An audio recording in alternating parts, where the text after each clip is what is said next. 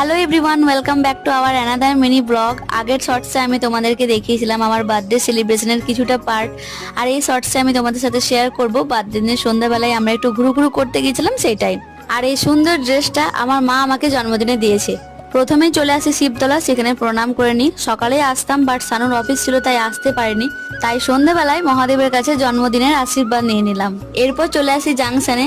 আর এই প্রথমবার আমরা জাংশন এলাম, কিন্তু জাংশনের ভেতরেই ঢুকিনি।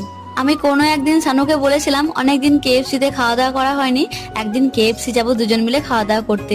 সেটা মাথায় রেখে ও আমাকে কালকে নিয়ে গেছিল কেএফসিতে খাওয়া দাওয়া করতে।